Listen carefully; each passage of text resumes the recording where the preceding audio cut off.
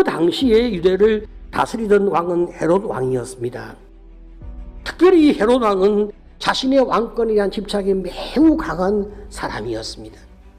하지만 헤롯 대왕은 유대인이 아니기 때문에 많은 유대인들이 그를 왕으로 인정하지 않았습니다.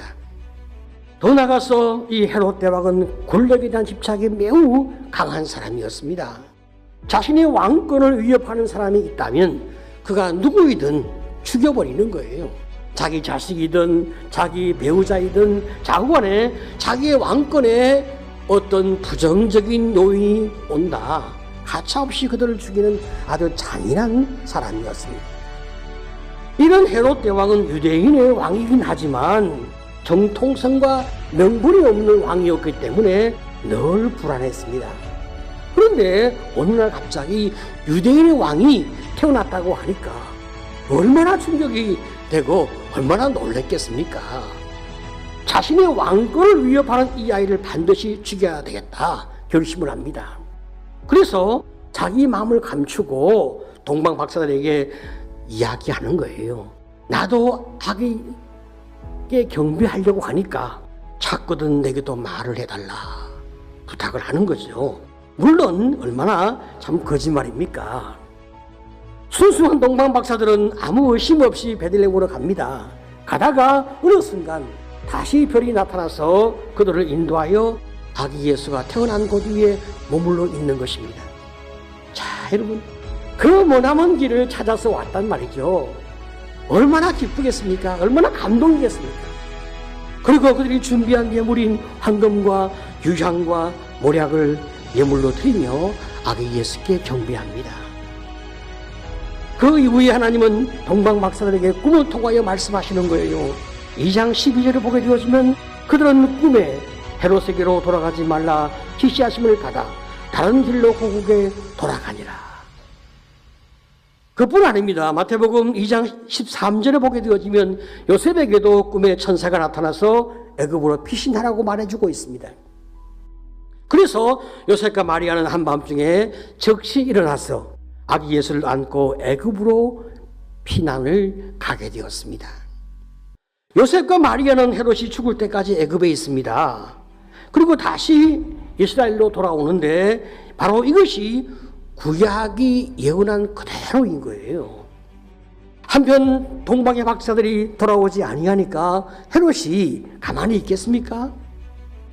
자기 왕권에 위협이 된다고 생각한 이 메시아를 죽이기 위하여 베들레헴의 그 지경에 있는 2세 이하의 모든 남자아이를 다 죽이라 명령을 내리죠. 자, 여러분, 우리는 여기에서 이제 한 가지 의문이 생기는 거예요. 모든 것은 하나님의 뜻이고 섭리라고 하는데 헤롯 대왕이 어린아이를 죽이는 것도 하나님의 뜻이란 말인가?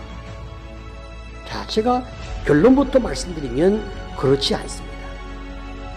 헤롯의 영아 살해는 하나님의 뜻이 아니고 예수님 때문에 생긴 일도 아닙니다. 헤롯의 악이 일으킨 범죄인 것입니다. 이 죽음과 고난은 하나님이 원하시는 것이 아니라 인생의 죄의 결과로 인하여 생겨난 그런 현상입니다. 이 죄로 인하여 육체의 죽음이 오고 그것이 다가 아니라 그 다음에 더 무서운 영원한 형벌인 지옥이 있습니다. 그래서 예수님께서 인간의 이 모든 문제를 해결하기 위하여 십자가에서 인간의 모든 죄를 대신 속하기 위하여 주님이 이 땅에 인간으로 오셨단 말이죠. 자, 그러면 마태복음 2장에 예수님의 탄생 이야기가 주는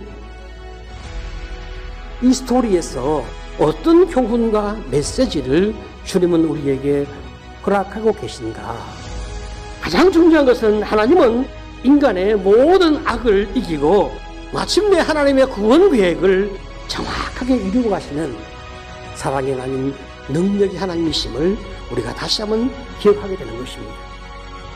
예수님은 유대인의 왕일 뿐 아니라 모든 인류의 왕이시고 만왕의 왕으로 왔지만 나사렛 사람이라고 하는 칭호를 가지고 사셨습니다. 예수님께서 이렇게 비천하고 낮아진 모습으로 왔기 때문에 우리는 아주 편안하게 예수님께 갈 수가 있고 예수님은 그 누구의 친구가 될 수 있는 그런 모든 편안함으로 많은 영혼을 향하여 오라, 그렇게 말씀하고 계신 거예요. 이렇게 낮은 자들, 겸손한 자들만이 예수를 만날 수가 있습니다. 하지만 높은 곳만 추구하며 헛된 욕심을 쫓는 헤롯 대왕은 구원자 예수를 결코 만날 수가 없는 거예요. 오히려 그는 메시아를 죽이려고 하였습니다. 우리 안에 헤롯 왕과 같은 헛된 욕심이 있다면, 돈에 대한 욕심, 성공에 대한 욕심, 권력에 대한 욕심이 있다면, 여러분 어떻게 우리가 예수를 만날 수가 있겠어요?